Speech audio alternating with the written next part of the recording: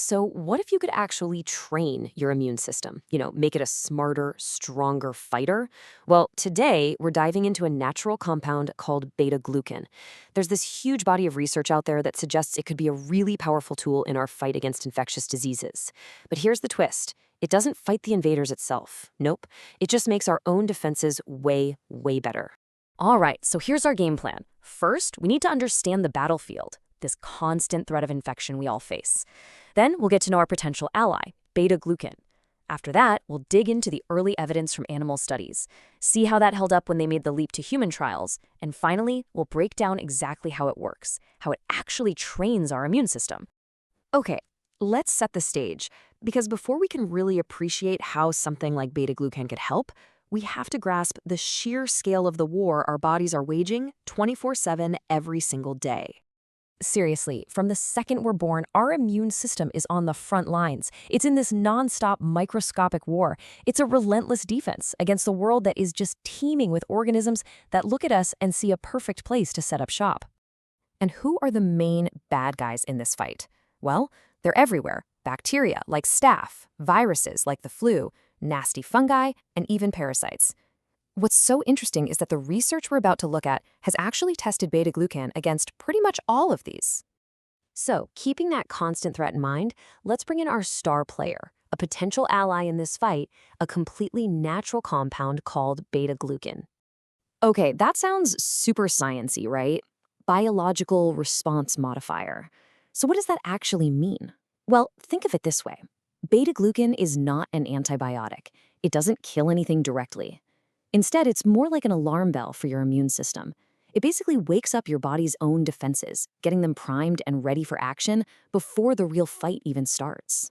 And you can find these things in some really common everyday places. They're a key part of the cell walls of baker's yeast, certain medicinal mushrooms, grains you probably eat like oats and barley, and even seaweed. And, as we're going to see, the specific source really matters when we look at the evidence. But here's the big question. How do we know any of this actually works? Well, the whole scientific journey really kicked off with decades of fundamental research in animal models. And that research paved the way for everything we now know from the human trials. So let's check out a 1998 animal trial. Researchers wanted to see if beta-glucan that came from yeast could help guinea pigs that had a nasty staph infection in a wound. What they found was pretty cool. When they gave it with an antibiotic, the beta-glucan made that antibiotic between 20 and 100 times more effective. It was like a superpower for the medicine. And the results just get more and more dramatic. Get this, in a 1996 animal study, they looked at rats with sepsis, which is a life-threatening body-wide infection. The results were just astonishing. In the group that got nothing, the control group, 68% of the rats died. But in the group that got a special purified yeast beta-glucan, the mortality rate was 0. Every single one survived. And this effect isn't just limited to mammals.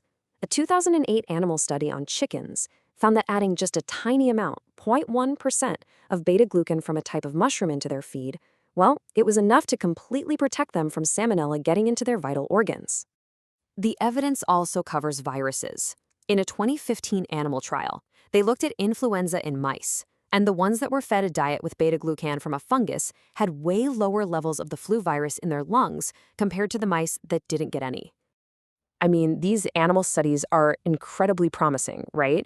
But they all lead to the single most important question you can ask. Does any of this work in people? Can we actually take these amazing results from animals and see the same thing happen in humans? Especially in people who are already at a really high risk of infection, like patients who are going through major surgery or people who've suffered a severe trauma. So, one of the landmark human studies on this was published back in 1994. It was a top-tier study, randomized, double-blind, placebo-controlled, the whole shebang. They gave that same PGG glucan from yeast to high-risk surgical patients, and the results were just striking. The group that got the beta-glucan had way fewer infections, they needed fewer antibiotics, and they got out of the ICU faster. And those findings were backed up in an even bigger Phase 3 human trial. Again, looking at high-risk surgical patients, treatment with the same yeast-derived beta-glucan cut serious post-op infections by almost 40%.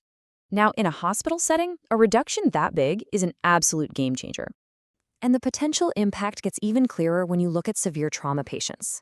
In a 1993 human trial, the death rate from infection for patients in the control group was a staggering 67%.